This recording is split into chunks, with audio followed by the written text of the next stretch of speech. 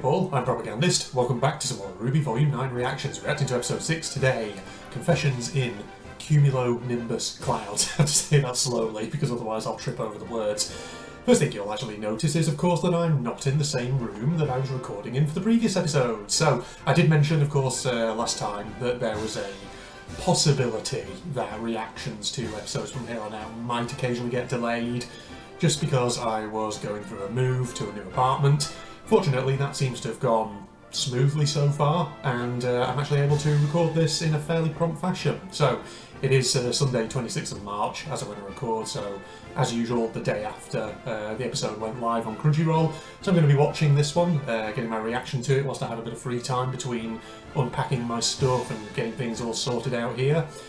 And yeah, so I'm expecting some heavy conversations in this one, given that we now have finally encountered John, and yes, as we all suspected, he is now older than he was originally. So definitely some time shenanigans going on when they fell through from the transition space at the end of Volume 8. So God only knows what sort of things are going to get talked about here, particularly in relation to Penny, possibly, and what Jean had to do there. It's going to be awkward, I think, assuming that Jean, I don't know, feels ready to sort of talk about that, but we'll see. But it did actually make me think of something, the whole time shenanigans thing. So obviously, you know, when they fell through, clearly there's been some time shenanigans in terms of some of them have come out at completely different times in the ever after to the rest of the cast who've fallen through. But that's just made me think about, for example, when they get to the tree, and presumably when they escape the ever after and go back to Remnant, will there be any time shenanigans going on the other way as well? That is just, I think, a question that I've not heard anyone asking, and it sort of occurred to me, and it makes me think, what if when they escape back to Remnant, what if they end up coming out at a different sort of time to, you know, to the end of Volume 8 and all that, and if it's Volume 3 then? What if they like come out at an earlier time, before the events of Volume 8? Or what if they end up coming out long after, long years and years after the events of Volume 8 or something? That is a possibility that hadn't initially actually occurred to me. And like I say, I haven't seen anyone talking about that, so that's a question which I'm curious about. How that will play out, I don't know. Maybe I'm grasping at straws, who knows? There could be nothing for me to worry about. But yeah, God, a lot going on, so I'm really looking forward to this episode. Without further ado, let's just get right to it. Alright, so we're going to start in 3, 2... Wait, actually no. Before I do that, I should mention, before I forget, there was a photosensitive epilepsy warning at the start of this video, so if you do have photosensitive epilepsy, just bear that in mind, that there may well be flashing lights and imagery in this particular episode, so watch at your own discretion, basically. Alright, now let's do it. 3, 2, 1, go. Alright. Jean-Arc, are we starting with you? Oh. Or the battle at the place. Just hold on. We're going straight for this.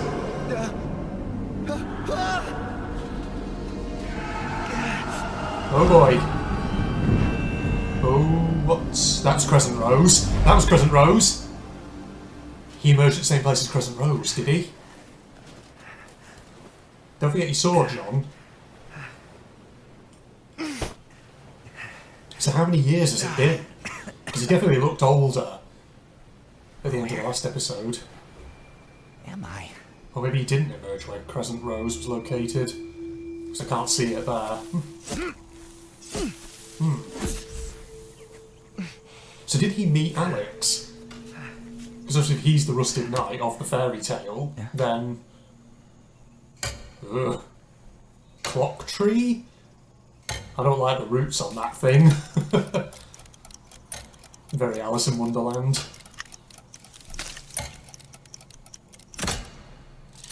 Ugh. Okay, time shenanigans. What was I saying? Hey, no, wait. Whoa. Stop it, please stop! Put it down, John. It's reversing time, isn't it? Oh my god, it is. That's the stuff of nightmares. Ah, So he fell out originally maybe at the same time as the others, but then did something that caused time to reverse, maybe? Is that what happened? I thought maybe I'd never see you again. Oh. Oh. But I knew if I waited long enough, that you would fall. He got his warrior's wolf tail, though. I mentioned this in the comments last episode. It's really you, right? When I saw you in the market, John, it's us.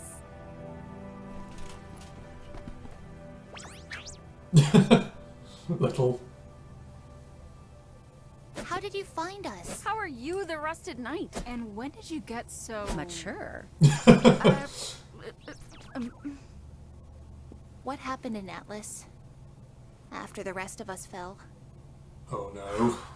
I guess we've all got a lot of catching up to do. Is he going to tell them about Penny?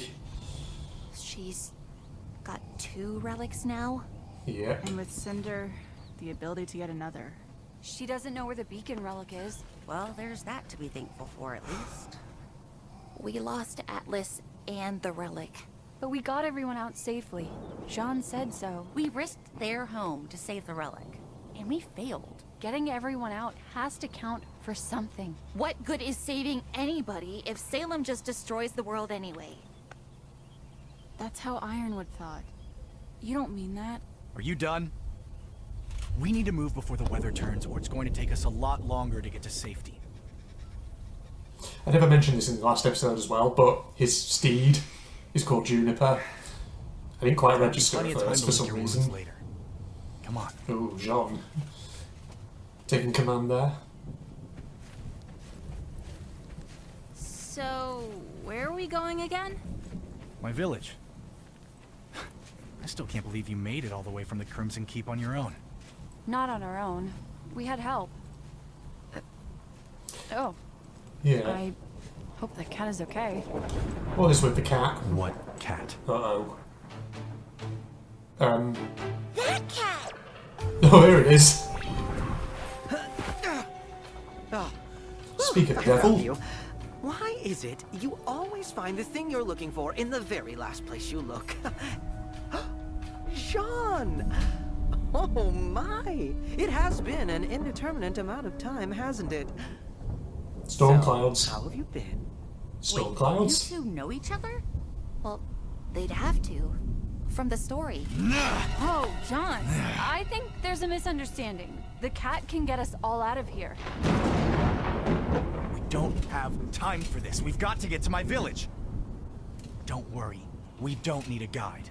But your friends wanted to go to the tree. That's where you're letting them take you? Well, yeah. That's how Alex got out. Right? You didn't tell them anything. No, that's simply Oh. not true. I told them plenty of things. A few anythings and lots of somethings. Can somebody please make sense? That tree is death. Oh. It absorbs you, takes your memories, and turns you into something else. If you go there, it's going to erase you.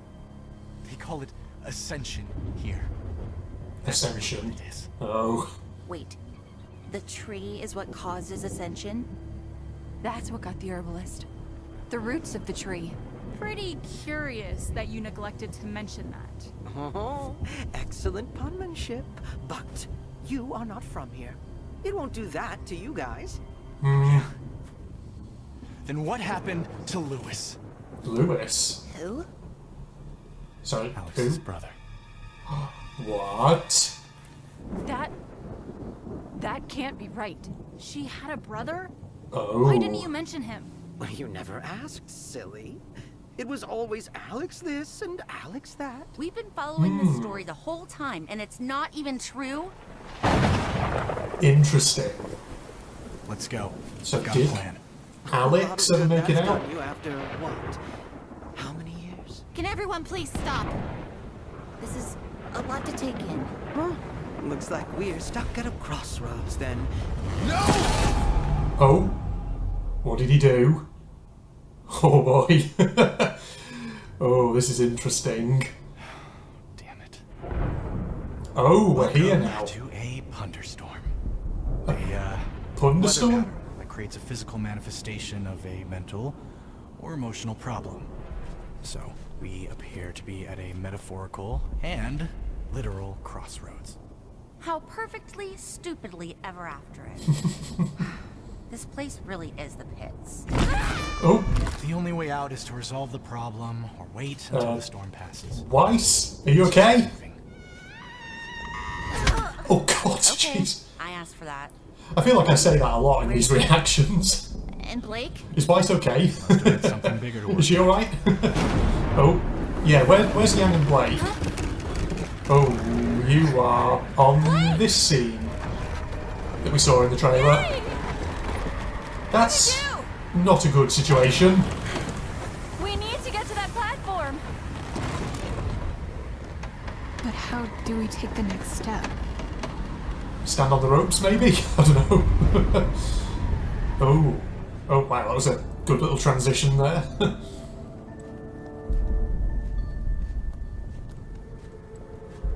You know this would go quicker if you make up your minds. I just don't get how the story is both real and not.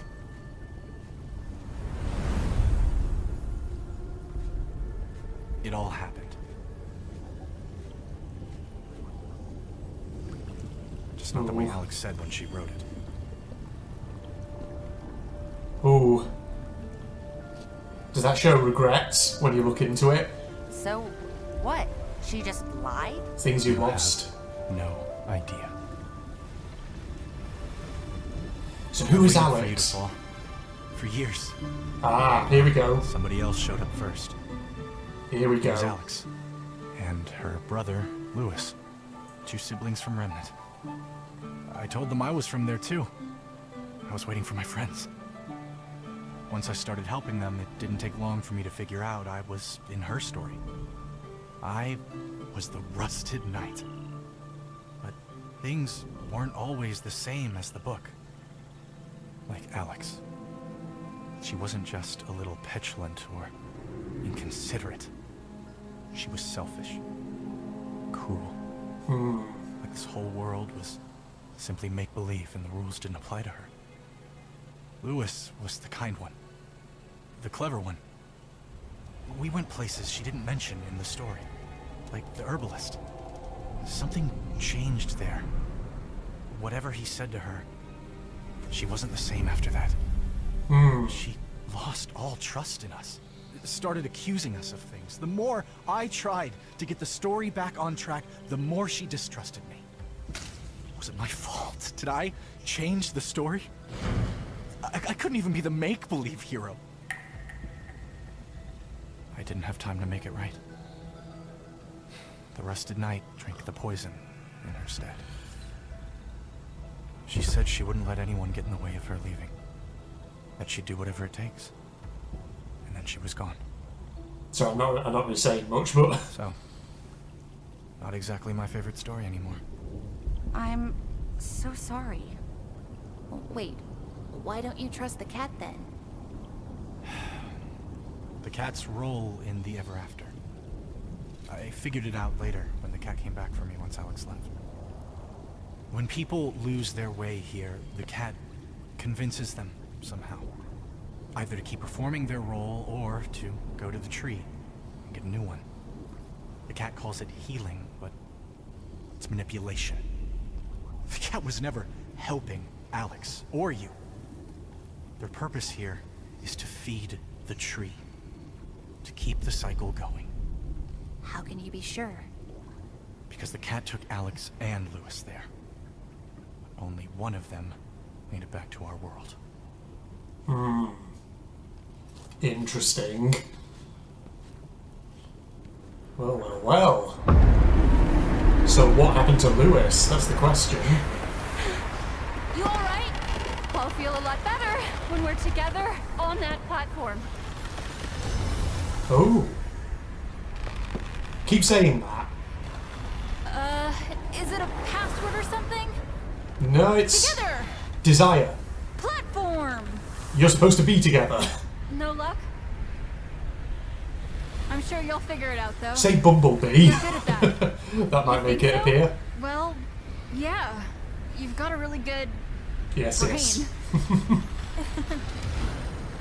Okay, that did something. I talked about you, so... You're exploring your You feelings. have cat ears! No, yeah, that's not going to do it. Speak from the I heart. think your cat ears are cute. Nailed it! Even though I don't know what it is yet. Come on, Yang, have you not figured it out? Saying things we never said I see. to each other.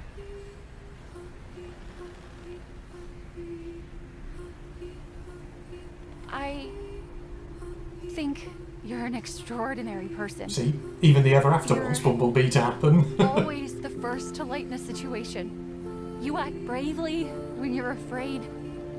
You do what you say. There you go. Try to keep up.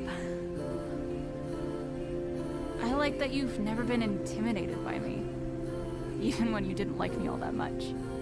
I was a little wary of people in general, but you never gave up on them, even when they hurt you. You never give up. You know what matters to you. Yes. Let's make this quicker. Any big truths we haven't dropped on each other yet?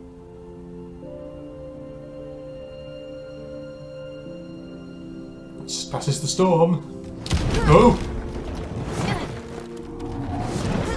Oh, that's Did you not... just think of something that didn't say it? That can't be what this is about. Hmm? Say It's it. like a cliff.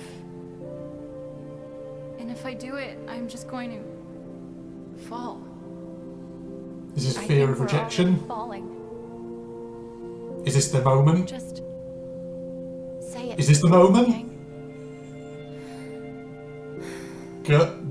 Yeah. I think I love you. I love you too. Yes. There you go.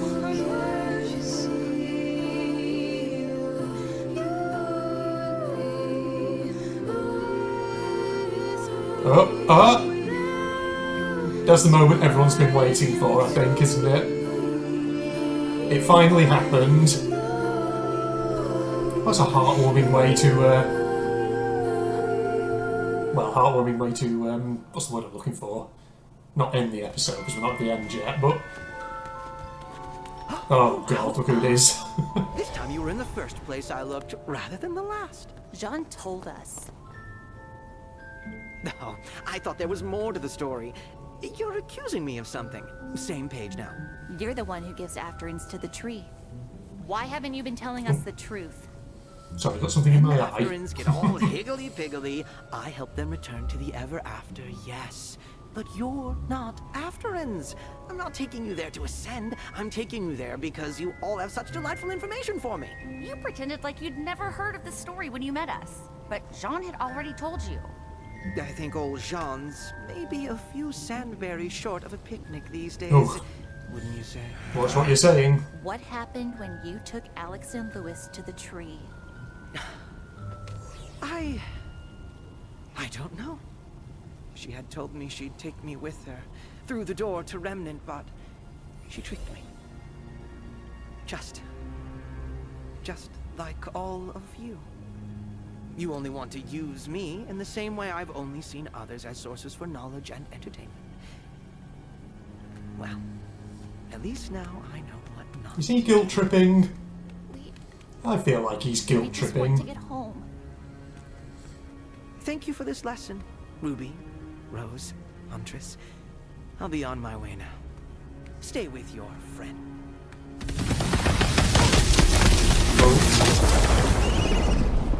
Okay, we're back here, but where's Blake and Yang? Awkward. Did we miss anything? Just own I've it. been waiting forever for that. Oh, Jean. you knew. You knew what was up. Alright, this is his little house.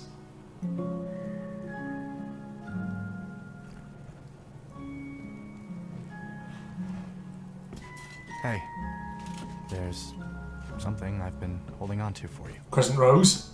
It was the first thing I saw. Crescent Rose? Falling. Years later, when I finally found it, I knew I'd caught back up to the top of my room. Oh. Are you alright, Ruby? You're not... Ruby? Hey.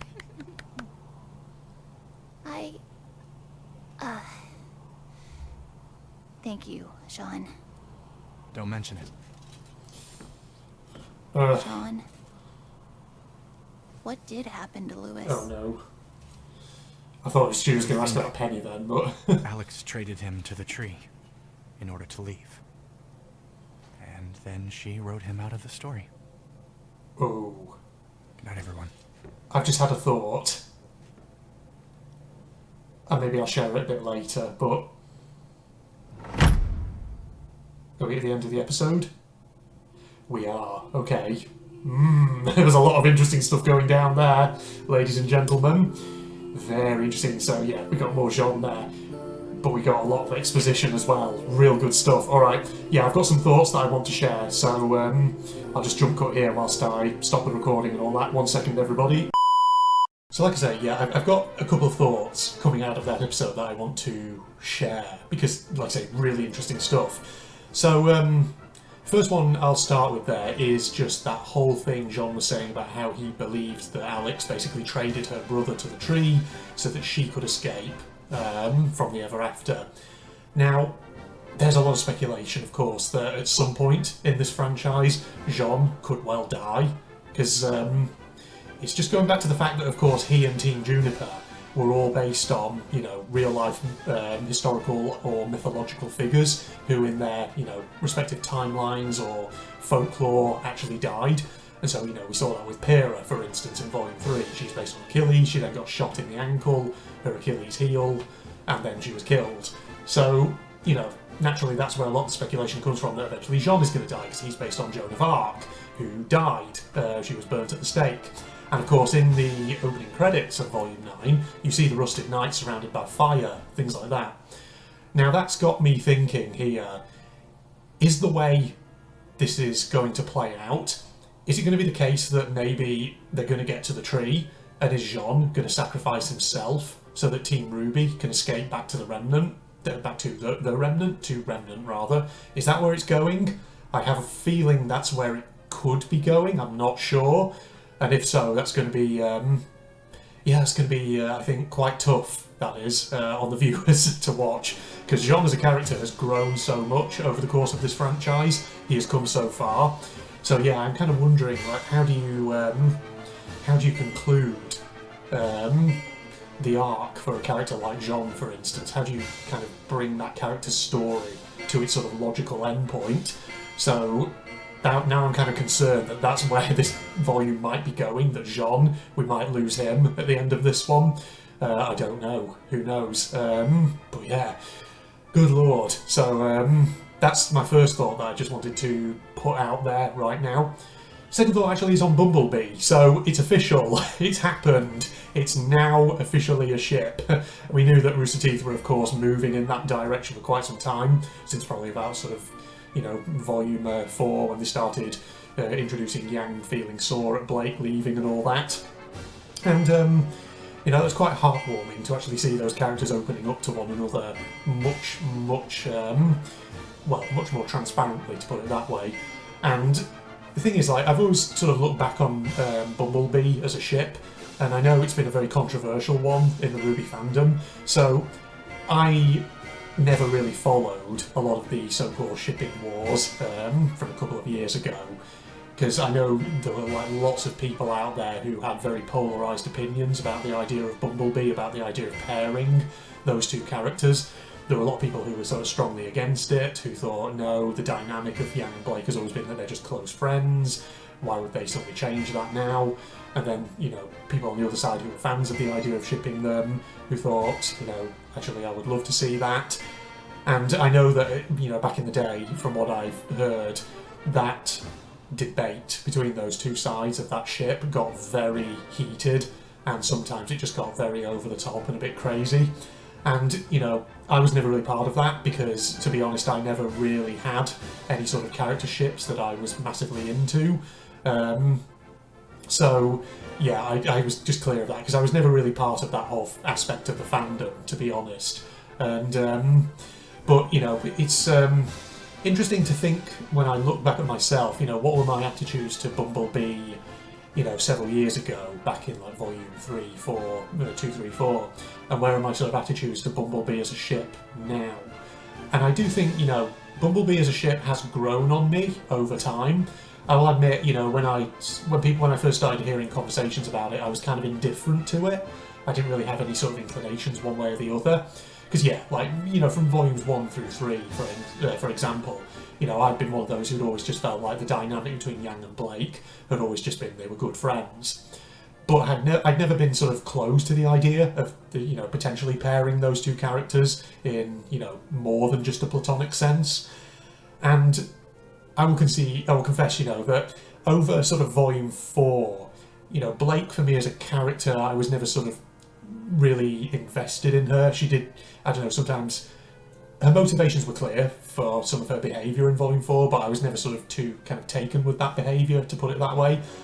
But, you know, certainly from volume 6 onward, Blake has really grown on me as a character, and I think as a result of seeing, you know, more and more development of the idea that Blake and Yang might be paired, I think Bumblebee has grown on me more and more, and I think, yeah, it was heartwarming when they had that moment on the walkways going towards the platform. And yes, they finally expressed it to each other, that they actually have feelings. So, I imagine many people have been dying waiting for that to happen. So, interesting, we've got a new dynamic going on there. And, you know, it's become blatantly obvious. Well, actually, no, it's not become blatantly obvious to the other characters, has it? Because the other characters were already picking up on it, now that I think about it, weren't they? Jean clearly was, White clearly was earlier in the volume. So, yeah, good stuff there. Now, Ruby's got Crescent Rose back, and, you know, she certainly didn't react to that in a very positive way when Jean presented it to her. So she's still got, obviously, plenty of issues she's going to work out yet. And, you know, that's to be expected, I think. That's not surprising. You know, because so far she's only really had one moment in this volume where she's been sort of forced to confront her own thoughts. And if there's one thing, I think I said this on one of previous reactions, but throughout this volume, Ruby has not been very good at sort of showing her feelings, her true feelings to her friends. And part of that is just her trying to bottle things up. And it's not, you know, to give credit to the rest of her teammates, you know, they have tried to invite her to share a bit more. You know, Yang particularly has had a couple of moments in this volume so far where she has tried to speak to Ruby and just has gently tried to prompt her to open up. Indeed, you could say there were moments like that in volume 8 as well. For instance, when Yang went out after Ruby had stormed out of the dining room in the Schnee Manor, for instance. So there are moments, you know, like this that are happening. Her friends, you could argue, are trying to get her to open up. They're trying to be gentle about it, though, and probably they're just not sure how to really approach it, or just how to get her to open up. And of course, you know, it's that classic thing of somebody who has clearly psychological issues, who clearly is not doing very well in the head. You know, you can't really sort of force them to have to open up and to reveal all. You kind of have to wait for them to sort of reach the moment where they feel ready to actually open up. So I have a feeling that towards the end of this volume is when Ruby's going to have to really confront her own issues. So yeah, interesting stuff.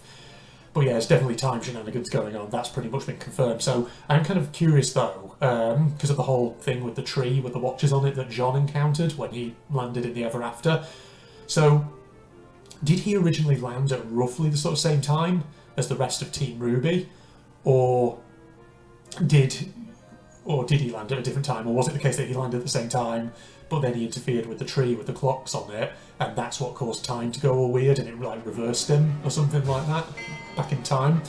So yeah, who knows? I'm assuming I've understood that correctly, but I'm sure people in the comments can clarify if I've got anything wrong there.